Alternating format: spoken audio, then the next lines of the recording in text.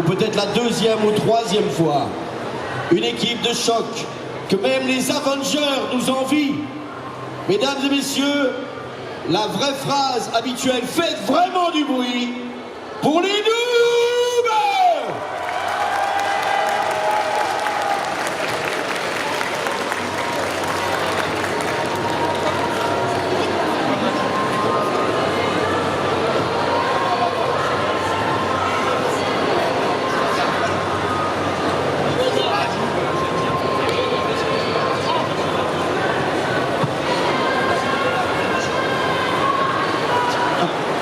Tu vois, ce qui est pas mal, c'est comme ça fait très longtemps qu'il n'y a pas eu de convention, il y a plein de gens. Il mange en fait. Bonjour tout le monde. Ils mangent. Bonjour. Il y a du monde, il y a du monde.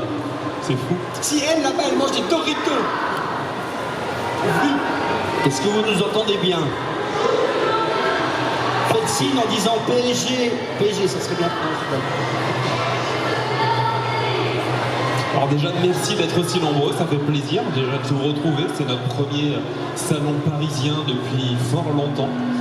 C'était vraiment cool de voir tous se retrouver ici. On va rester sur un format de conférence assez classique. Ça va être vraiment un petit peu de présentation d'actualité. On va avoir des questions-réponses. Donc on va avoir quelqu'un qui va venir vous rencontrer dans le public avec un micro pour que vous puissiez nous poser vos questions. On a pas mal d'actualités, ça fait longtemps qu'on ne s'est pas vu, donc j'espère que vous allez avoir pas mal de questions et nous, on se fera un plaisir d'y répondre.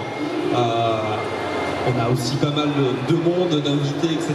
qui est avec nous. On a aussi donc Benjamin Oziel qui a composé les musiques du jeu Noob, donc n'hésitez pas à poser des questions sur ce point de vue-là aussi, ça fera un plaisir d'y répondre.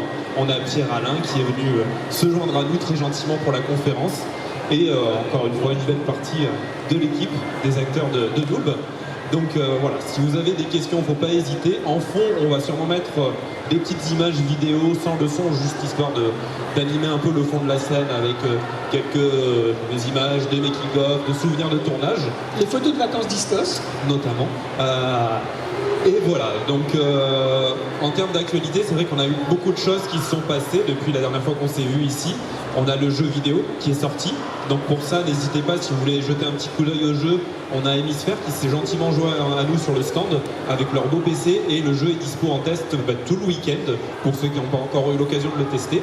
On a pas mal de sorties de livres qui sont disponibles. On a notamment donc Philippe Cardona et Florence Torta qui sont là pour signer aussi avec Lisa Di Martino une bonne partie des bouquins qu'on a fait avec la BD Warzone, les BD Neo JC, etc. Donc n'hésitez pas à aller les voir, à aller les rencontrer, leur poser des questions, demander des dessins, c'est l'occasion. Et après, voilà, on sera là tout le week-end pour des dédicaces, pour pas mal d'animations.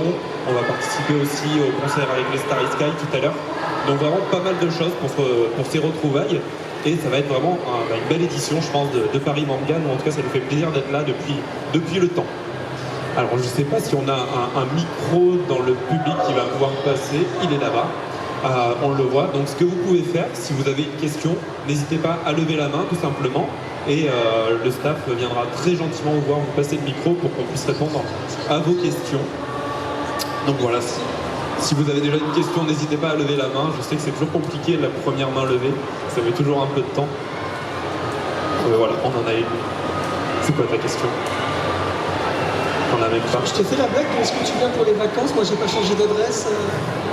Les changements d'adresse. Beaucoup trop de changements d'adresse. Il y a eu un changement d'adresse en plus. Oui, oui.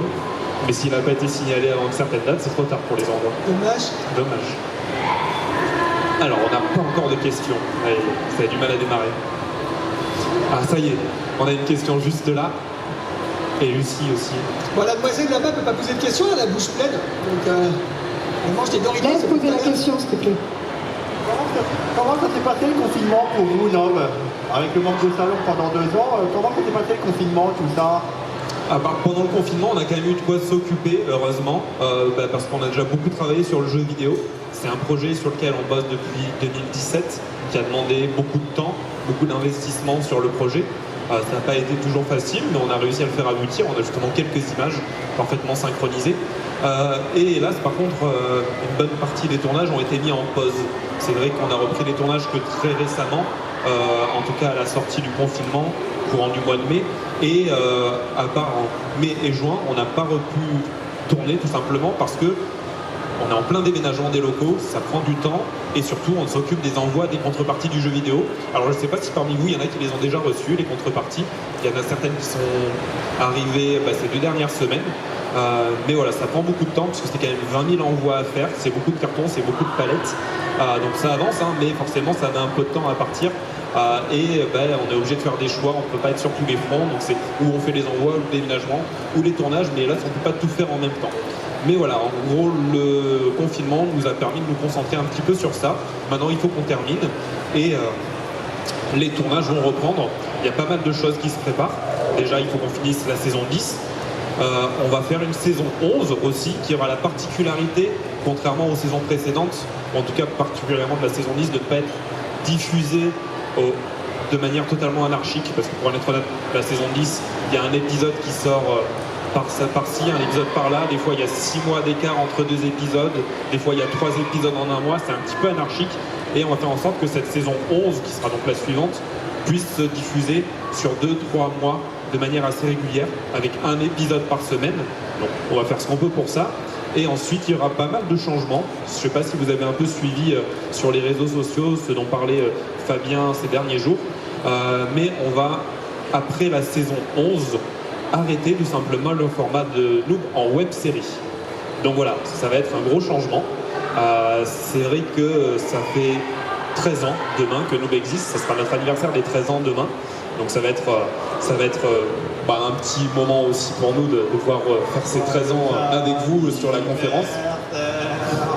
Joyeux anniversaire, joyeux anniversaire. Si, merci. C'est dans le public, hein. Ça c'est dans le public, ça. Merci, bravo. Joyeux anniversaire donc. Demain. Et c'est demain. Mais voilà, du coup, ça va être un petit changement. Après la saison 11, Noob va continuer, oui, mais ça sera plus le même format. Ça sera probablement du long métrage, un one-shot annuel. On réfléchit encore un petit peu à tout ça, on vous en dira plus assez rapidement. Mais voilà, il faut se dire que là, il va y avoir du changement. On va faire un petit peu évoluer tout ça. Et forcément, ça va être intéressant de voir vers quoi on va se diriger et faire en sorte de continuer l'aventure avec une autre forme, d'autres formats. Ce qui va être, je pense, d'autant plus intéressant aussi. Est-ce qu'on a d'autres questions? Il y en a une. Bonjour. Bonjour. Déjà, joyeux 13 ans en avance. Merci. Et est-ce qu'il y a moyen d'officialiser mon couple avec Lorelei de Neogicia, s'il vous plaît? Le couple avec Lorelei de Neogicia. Dans Neogicia, il y a... Pour ceux qui lisent Neogicia, donc Neogicia déjà c'est quoi? C'est la licence, c'est une licence qui est liée à Noob, qui raconte en fait l'histoire des personnages qu'on retrouve dans l'Empire, mais seulement d'un point de vue du lore de cette faction. C'est-à-dire qu'on ne va pas avoir les joueurs, on ne va pas avoir le côté MMORPG, c'est vraiment comme si vous lisiez par exemple un roman ou une bande dessinée sur World of Warcraft, vous allez avoir le lore de l'univers de World of Warcraft. Ben là c'est le lore de l'univers de Noob, de Horizon, sans avoir au centre de tout ça l'aspect des joueurs, communautaires, etc. Et Lorelei, qui est donc un perso récurrent dans cette licence-là, est en effet censé être en couple avec un autre perso féminin dont j'ai oublié le nom. Donc c'est quelque chose qui a été mis en avant dans les romans. Je ne sais pas si Fabien, il l'officialisera sûrement, mais là c'est une question qui serait plutôt pour lui. Et ça, et là, c'est pas moi qui ai écrit les romans, c'est pas moi qui ai écrit le scénario, donc je ne sais pas quelle idée il a derrière la tête. Probablement qu'il a ses propres idées, mais je ne sais pas quand, comment il le fera. Donc ça, c'est vrai que je ne peux pas trop répondre parce que c'est un peu moins mon domaine pour le coup.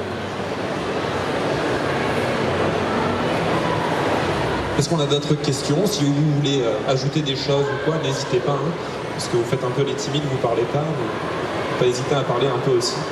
Il y a Sam Vostok quand même dans la salle. Hein. Oui, c'est vrai qu'il y a Sam Vostok qui est là. Sam Vostok, notre fidèle, je dirais, conscience.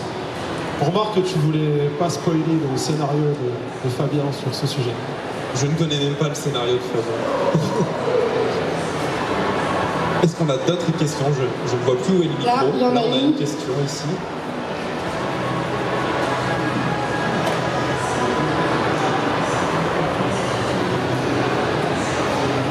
Bonjour. Est-ce que les musiques du RPG qui sont disponibles en numérique sur PGM Stuff vont avoir une sortie physique? Alors une sortie physique, c'est pas forcément au programme pour le moment. C'est quelque chose qu'on pourrait imaginer faire, pourquoi pas. C'est vrai que pour le moment elles sont dispo sur PGM et sur toutes les plateformes de distribution de musique classique, Apple Music, Spotify, etc.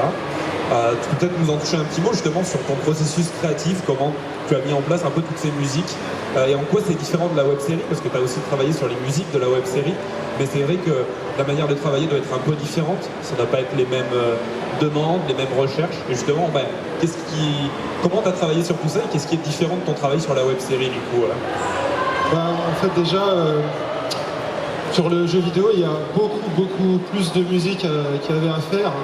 Le contraste n'est pas le même puisque en un an et demi j'ai dû produire 70 titres et vis-à-vis de la web série où je proposais un peu des musiques en one shot comme ça à Fabien, il les prenait pour s'inspirer. Là il y avait vraiment tout un univers et qu'il fallait être beaucoup plus pointu sur le choix des ambiances. Et du coup, ce que je faisais, c'était que j'échangeais beaucoup avec Fabien de manière rapprochée et régulière. Il m'envoyait des petits morceaux d'histoire, de scénarios qui allaient avec des zones. Ça m'inspirait beaucoup. À partir de là, je pouvais créer une ambiance. Je lui ai envoyé mon inspiration. En général, ça pouvait aller vite. Et derrière, lui, il s'en inspirait aussi également pour continuer à écrire son histoire. Donc c'est vraiment un processus constructif entre Fabien et moi. Ça a duré pendant 1 an et demi et c'était vraiment une expérience géniale pour moi. C'est la toute première fois que je compose pour un jeu vidéo, en plus un RPG. Donc je me suis vraiment beaucoup éclaté à faire ça. Vraiment c'était génial de chez génial. Pour moi j'ai réalisé comme un rêve. Donc vis-à-vis de la web série, vraiment je me suis carrément plus éclaté à faire ça. Ouais. Et pour revenir sur la question, effectivement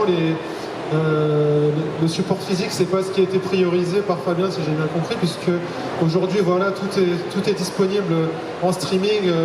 Voilà, on écoute beaucoup plus sur les plateformes de streaming que en achetant des CD, ça s'est pas mal perdu. Et c'est pas quelque chose qu'il a exclu, il me semble. Donc voilà, en tout cas, depuis ces 3 dernières semaines, les musiques sont disponibles sur toutes les plateformes de streaming et sur PGM Stuff. Donc voilà, n'hésitez pas. Et vraiment, en tout cas, j'ai vu aussi quelques commentaires sur les posts que Fabien a fait. Je vous remercie beaucoup pour ce soutien. Ça me fait vraiment très plaisir. D'ailleurs, dans le jeu, on a aussi eu la chance d'avoir Pierre Alain qui a doublé quelques-unes des cinématiques. C'est vrai. Justement, du coup, c'était sympa aussi de travailler un petit peu sur ce projet. Oui, alors d'abord, pour ceux qui... Moi, quand je suis arrivé dans l'univers Nook, c'est grâce à Mathieu, parce qu'on s'est rencontrés à une convention à Genève. C'est ça. Et j'ai répondu à tes questions. Et comme je le trouvais pas sympa du tout, je me suis dit, ce gars-là, il a besoin quand même d'un soutien moral, parce que le gars, il est un peu comme ça, quoi. Donc je l'ai un peu accompagné, quoi. Puis après, j'ai rencontré sa sœur. C'était encore pire. Et après, j'ai rencontré les autres. J'ai dit, il faut faire quelque chose. Il faut rester au contact. Parce qu'ils vont aller dans les tréfonds de l'histoire, quoi. Et donc, non, je déconne. Et donc, gentiment, un jour, vous le voyez là, d'ailleurs, ça a été une belle histoire parce que Ivy nous a fait rencontrer Corinne Nemec, c'est ça, qui est un acteur américain très talentueux, donc qui était dans Parker Lewis, Ne s'arrête jamais, et Stargate, qui m'arrête si je dis une bêtise. Et donc, eh bien, Mathieu et Fabien m'ont appelé en disant, ça va être sympa, mais nous, on a un peu les chocottes. C'était quand même un peu le cas, quand même. Oui, bah, disons que nous, aucun de nous n'est acteur de formation, on a tous appris sur le tas. Et là, en face de nous, on avait un vrai acteur, quelqu'un qui a de la bouteille, qui connaît tout ça. Et on s'est dit, merde, le problème, c'est que quand on va arriver en face, est-ce qu'on aura le répondant, est-ce qu'on aura ce qu'il faut pour lui apporter justement quelqu'un en face qui a la même expérience, la même carrure, le même répondant. Et on s'est dit, ça va être compliqué.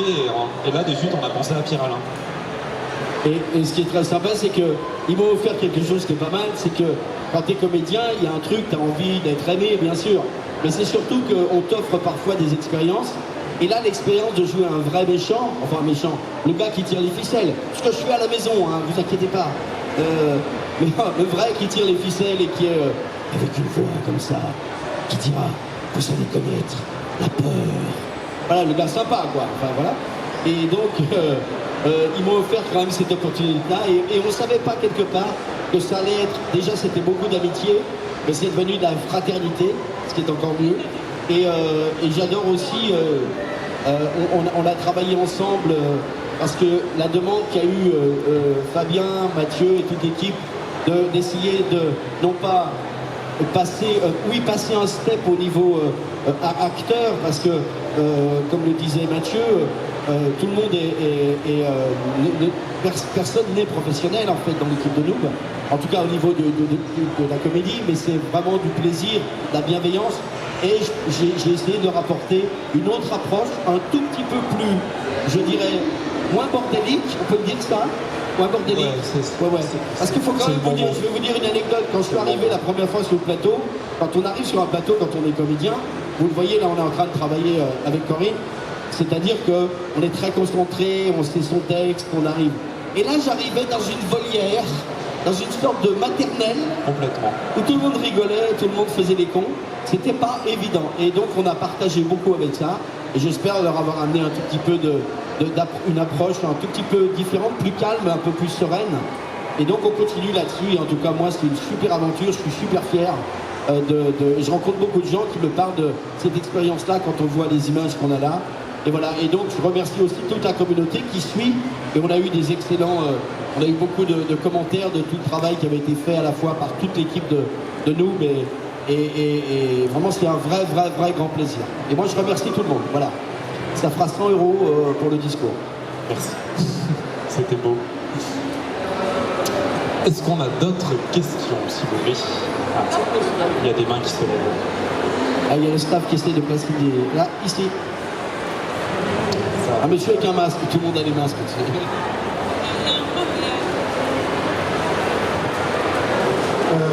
Istos. Oui. Quel est le personnage que tu préfères incarner, que ce soit genre ton healer, ton assassin ou ton personnage dans Warzone? C'est une bonne question. Alors c'est vrai que l'assassin, j'aime beaucoup ce personnage, vraiment pour le côté fun. Enfin, il n'est pas vraiment fun en vrai, mais à jouer il est fun. Parce que c'est parti tout simplement déjà l'idée de ce personnage, de la gueule que je fais quand je suis fatigué à la fin d'une journée de salon qui a été un peu trop longue. On disait toujours, t'as une tête qui fait peur quand t'es crevé, on dirait un psychopathe. Et Fabien a dit, faut qu'on fasse quelque chose avec cette tête-là et qu'on crée un personnage. Alors à la base, il voulait que je balance des lasers avec mes yeux, en disant, on va se calmer un peu quand même, on va pas aller trop dans l'excès. Et c'est comme ça qu'est né le perso de l'assassin. Et franchement, c'est vrai que c'est un perso que j'aime beaucoup jouer, parce que il est totalement différent de l'autre personnage que je peux jouer, du druide quoi. Mais c'est vrai que le perso de cœur, ça reste quand même le druide, le perso que je fais depuis le début, surtout là avec l'anneau à l'armure qui est vraiment super cool. Donc ouais, je pense que c'est celui-là que je préfère, mais pour rigoler, et le tournage sur lequel j'ai vraiment passé le meilleur moment et sur lequel j'ai le plus rigolé, c'était le tournage d'Halloween où avec l'assassin justement je faisais des espèces de meurtres en série avec la tronçonneuse, avec tout l'attirail, là on avait beaucoup rigolé. Et ce qui était marrant, c'est qu'on tournait en pleine campagne, mais il y avait beaucoup de randonneurs et de personnes qui se baladaient à ce moment-là. Donc ils étaient assez perturbés déjà de nous voir en costume et de nous voir nous balader avec une tronçonneuse dans les mains, avec des couteaux, etc.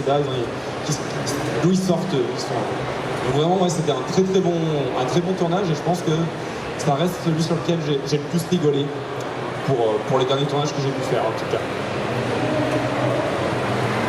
Alors, bonjour. Bonjour. Alors j'avais une question, j'imagine que vous êtes tous des gamers à la base. Alors il y a 13 ans, qui a eu l'idée et qu'est-ce qui vous a décidé de passer de joueur à acteur? En fait, avant Noob, on faisait déjà des vidéos. En fait, Fabien, depuis qu'on est gamin avec Mathieu, il nous déguise et on a un peu ses instruments et il nous dit toi, t'avais fait quoi, toi? Zelda, non? De quoi? Ton premier rôle? C'était je poussais Basile dans un chariot, dans une rue. Moi, c'était déjà Baz Hutt, donc... c'était un peu compliqué. Et en fait, on a toujours fait des vidéos. Fabien avait une licence avant où on a tous joué plus ou moins dedans Lost Levels. Et après, quand Mathieu s'est mis à jouer à WoW, il a eu cette idée de Noob. En fait, c'est ça, c'est que Noob fait tomber pile pendant l'âge d'or de World of Warcraft. C'est vraiment tombé au moment où le MMO avait le vent en poupe. C'était le moment où tout le monde jouait à ça, il y avait le côté hyper communautaire. Et surtout à la base, dans l'équipe, je parle de Fabien, d'Omega Z, qui sont parmi les personnes qui sont à la base de tout ça. C'était vraiment des gens qui étaient passionnés à la base du RPG. Donc en fait, le MMO RPG n'a été qu'une suite logique de tout ça. Et on s'est dit que c'était vraiment le fond de scénario, l'idée idéale. D'autant plus qu'avant Noob, on faisait déjà ce qui s'appelait Lost Level, qui en grande partie a repris beaucoup Noob a repris beaucoup des idées de Lost Level, où il y avait déjà un petit peu cette idée de monde virtuel, de jeux vidéo un peu dans lequel on pouvait se plonger. Et au final, Noob, ça a été un petit peu un résumé de tout ça, quelque chose qui est rentré dans l'air du temps, et qu'on a lancé au bon moment. Ça a été beaucoup de chance, ça a été du bon moment, parce que on est arrivé au début YouTube, on n'était même pas sur YouTube à la base, on était d'abord sur la chaîne No Life, qui nous a lancé, qui nous a donné cette chance de nous lancer, et on était sur Watt TV, qui était le portail de streaming de TF1 qui n'existe plus maintenant, sur lequel on a diffusé pratiquement l'intégralité des 5 premières saisons. C'est d'ailleurs un petit regret qu'on a, c'est que certes c'était un partenariat intéressant qu'on avait, mais Watt TV, quand ils ont disparu, ont disparu avec toutes nos statistiques de visionnage, qui en fait était la base de ce qu'on avait lancé avec Noob. Et en fait sur YouTube, ces statistiques-là sont totalement faussées parce qu'on n'a pas pu récupérer les statistiques de vues qu'on avait sur Watt pour les transférer sur YouTube. C'est pas quelque chose qui se fait. Et forcément, c'est quand même quelque chose qui a énormément joué un petit peu en notre défaveur au moment de cette transition-là, et qui font que les statistiques des visionnages de Noob maintenant ne sont plus justes et ne peuvent plus être affichées telles qu'elles devraient être. Mais voilà, vraiment, c'est quelque chose qui a toujours été un peu mélangé, le côté joueur et le côté acteur.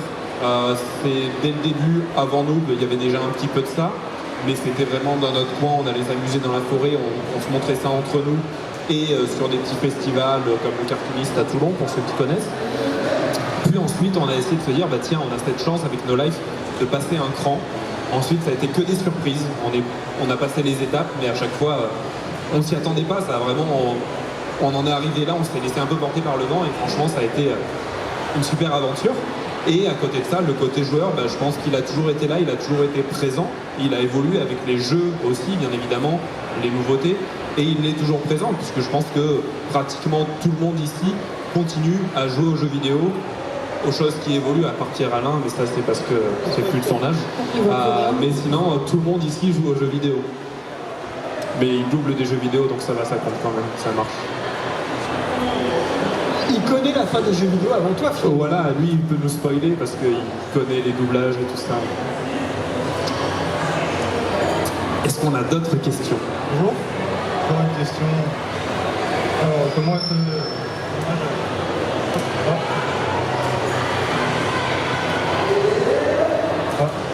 on m'entend? On t'entend très bien. Donc, comment était le tournage avec Bob Lennon durant la trilogie? Le tournage avec Bob Lennon, c'était le tournage sur le Mont Saint-Michel. Il y en a eu 2 de tournage. Il y a eu celui au Mont Saint-Michel et il y en avait eu un autre, je sais plus où il était, le deuxième. Mais le tournage au Mont Saint-Michel, il a été assez épique. Je sais pas qui d'entre vous était là sur... Moi j'étais là. Voilà. Tu veux commencer par quoi? Le truc dans le ciel? Le monsieur dans la voiture? Il y a eu beaucoup de choses. En fait, sur ce tournage, il faut savoir déjà que c'était le jour où la gendarmerie nationale avait décidé de faire des exercices avec la sécurité civile pour des opérations de secours en mer. Or, les hélicoptères, c'est pas trop compatible, on va dire, avec une prise son pour un tournage. Donc déjà, ça a été assez galère. Et il faut savoir que on était assez chargé en matériel, avec tous les costumes, le matériel de caméra, etc. Or, on avait dû garer le camion au pied du Mont Saint-Michel. vous n'êtes pas sans savoir que le Mont-Saint-Michel, il est un petit peu au milieu de l'eau et quand la marée remonte, bah, on est coincé. Et du coup, en fait, on avait un temps très limité par rapport à ça qui faisait qu'il fallait absolument finir avant que la marée remonte, sinon on ne pouvait plus partir, déjà. Il y avait aussi beaucoup de vent ce jour-là, ce qui n'aidait pas non plus déjà pour les pistons et pour être concentré, parce qu'il faisait franchement froid. Et l'autre problématique, c'est qu'il faut savoir que le Mont-Saint-Michel, il est divisé en deux espaces. Il y a l'espace de la municipalité et l'espace qui appartient au diocèse, à l'église qui est au sommet du mont. Or, nous, on avait eu l'autorisation seulement pour la municipalité. Et on avait choisi un lieu qui était pas contre-indiqué ou autre, mais qui en fait n'était pas un lieu de la municipalité. Donc on a commencé à tourner sans savoir que c'était le mauvais endroit. Et là on a un monsieur qui descend en voiture et qui commence à nous engueuler. Qu'est-ce que vous faites là? Vous n'avez pas les autorisations de tournage, vous n'avez rien à faire. En gros, si dans un quart d'heure quand je reviens vous êtes encore là, je vous fais partir, je fais le nécessaire. Mais bon, on a déjà avancé les 3/4 du tournage. C'est un peu embêtant, donc on va essayer de finir et espérer que ce soit coopératif, on va dire. Donc on a continué à tourner, c'était un petit peu les galères. En plus, je crois que Bob Lennon, il avait pété une partie de son costume, son arbre, je ne sais plus trop quoi d'ailleurs.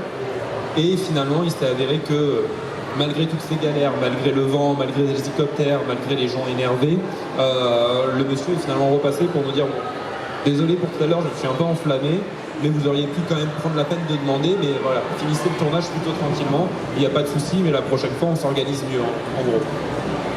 Mais ouais, c'est vrai que ça a été un tournage assez compliqué, ça a été organisé comme on pouvait, mais voilà, il y a eu beaucoup de choses qui sont allées en notre défaveur, mais on a réussi à aller au bout. C'est souvent ça les tournages noob, il faut savoir qu'un tournage noob, on porte bien notre nom. En général, on pense que tout est bien prévu, bien organisé, mais en fait, il va toujours y avoir des soucis, des problèmes, etc. Mais on retombe toujours à peu près sur nos pattes. Mais ouais, c'était assez compliqué. Je sais pas si toi, Jonathan, t'en as des souvenirs un peu de ce tournage? Moi, je me souviens surtout qu'on a eu les 4 saisons en une journée. Oui, c'est la Bretagne et la Normandie. C'était atroce. Un coup, il y avait du soleil avec les armures, on avait trop chaud. D'un coup, il pleut, on était sous des tentes. Après, il y a eu du vent pour la pression, c'était affreux. Enfin, bon.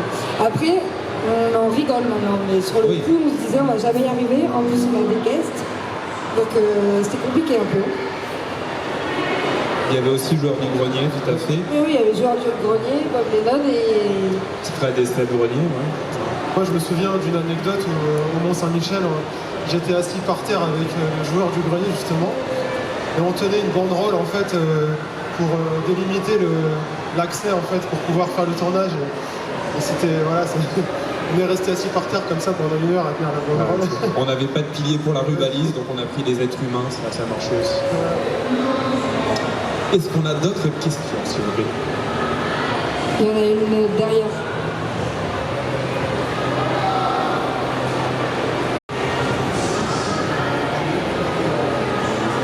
Là-bas, avec les lunettes blanches.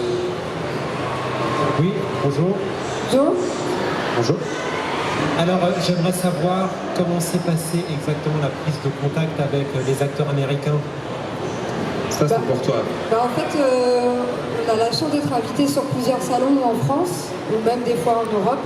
Et par exemple, Corinne Nemec, on l'a rencontrée à plusieurs reprises. Donc à force de nous voir, en plus quand on est en groupe, on fait quand même pas mal de bruit, on fait un peu les imbéciles. Heureusement que Patch nous calme un petit peu. Et à force, Corinne nous a demandé pourquoi on était en salon, qu'est-ce qu'on faisait. Donc on avait montré une bande-annonce de la trilogie. Et il a adoré, et c'est lui qui a dit moi j'aimerais bien en être. Donc on lui a expliqué, nous on est bénévoles, on fait ça tous les dimanches pour se retrouver entre potes et délirer. Il dit oui, je n'ai pas parlé d'autre chose, j'ai envie de participer. Après mon frère Mathieu, il a rencontré Poubiac. Oui. Et lui a montré en fait déjà. Il a voulu voler mes chaussures. Mais il rentre même pas un orteil dedans, c'est pas compris. Et puis après, pareil, ils ont discuté. Il lui a dit tu sais, Corinne, il a joué avec nous dans Nous, c'est trop bien, belle expérience. Et Abraham a dit mais moi je veux en être. Et Nicolas Brandon, par contre, c'était à Pau. Et j'étais sur la scène avec Dina de Just Dance. Et lui était en hauteur et il se moquait de moi. Et je le vois, je fais ah ouais, ok, j'arrive. Donc je suis allée le voir et je lui dis bah viens danser. Avec Dina et moi, viens danser. Il fait ok, ça va. Ça a été une catastrophe parce qu'il a absolument pas le rythme et que c'était drôle. Et après, on a parlé plus sérieusement. Il m'a parlé de ses projets. Moi, j'étais une grande fan de Buffy, donc j'étais vraiment très honorée de discuter avec lui. Et je lui ai montré Noob. Et il a vu que Corinne était. En fait, tout est parti de Corinne. Hein. Corinne était avec nous, donc il a dit moi aussi je vais en être. Et voilà. Et ça, c'est que des. De toute façon, toutes les personnes qui sont dans Noob sont où bon, bah, la famille, nous on n'a pas eu le choix, ou des amis d'enfance, ou des superbes rencontres en convention. Ça se fait au feeling à chaque fois. Voilà. Alors, le temps de la conférence est terminé. Ce qu'on va faire déjà, une petite photo avec vous, si ça vous va. On va tous se mettre là, nous, devant la scène, et on va vous demander de lever les bras, tout ça derrière, pour faire une petite photo un peu sympa, souvenir. Attends, on va faire un petit truc juste pour Johanna. Ouais. Alors, Johanna, on va vous demander un truc, c'est complètement débile. C'est normal. Johanna, on va vous montrer une petite danse. Ah bah oui. On aimerait que vous vous leviez, que vous fassiez la même. C'est très simple, c'est un mouvement de bras, c'est ridicule. Non, ouais. Juste et on veut de l'énergie là, hein. Faut que ça envoie. Allez, vous pouvez là, parce que sinon je reste hein. Attention. Allez, menace. Ouais, mais il faut que. Attendez, est-ce qu'on se filme? Il filme. C'est filmé derrière. Et vous secouez comme ça les bras ridicules de devant en arrière.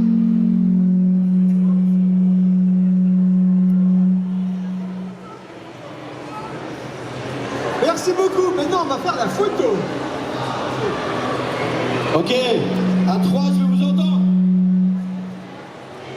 À 3, je vais vous entendre. 1, 2, 3.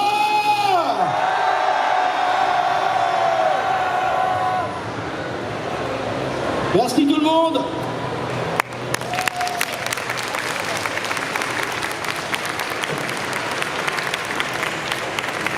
Pour ceux que ça intéresse, je vais être en dédicace à tout de suite aux dédicaces. C'est un peu, c'est clair. Genre, je vais être aux dédicaces. Pour les photos et tout ça. À tout à l'heure, merci.